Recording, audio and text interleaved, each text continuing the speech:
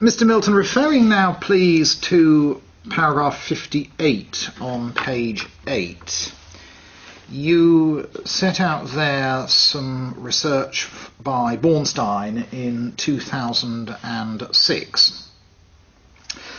And you say that financial dependency is considered an integral part of domestic abuse in addition to the emotional side.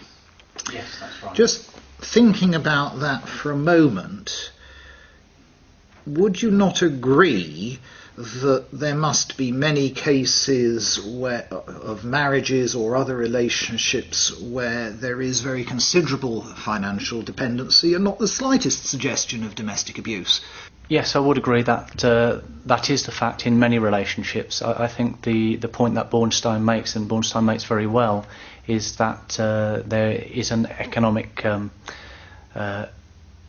concept, structure to the dependency of parents, these people in a partnership, mother and father in a partnership.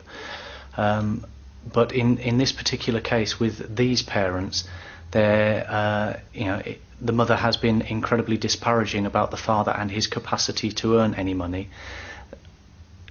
Domestic abuse has been an ongoing feature of their relationship throughout their relationship. They have separated on many occasions and come back to each other with a common theme running through the relationship of dependency, including financial dependency, but also including many other aspects. Bornstein highlights the financial aspect of that, but there are numerous other studies that look at the interdependence, including Humphreys and Mullender and Humphreys and Stanley, which are again our recent studies in respect of domestic violence. You may be aware of them, madam. Yes, thank you, Mr. Milton. I am familiar with that research.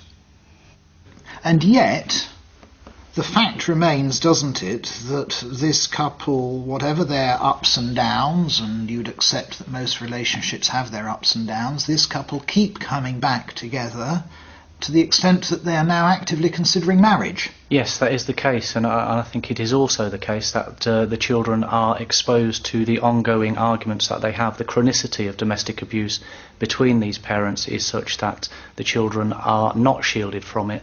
They are exposed to it on a regular basis, and the local authority does not believe that's acceptable.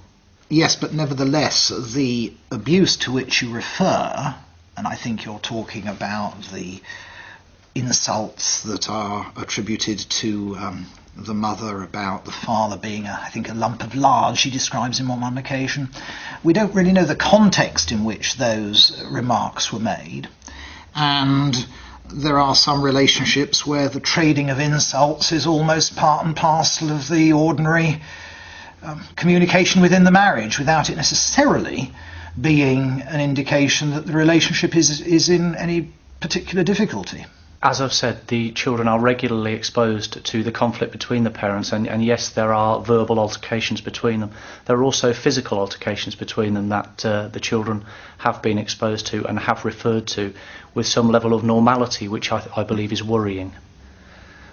Could I also refer you to the report of The Guardian, who directly quotes from Humphreys and Stanley 2006, Domestic Violence and Child Protection Directions for Good Practice, as an indication that The Guardian also believes this to be a significant factor in this case.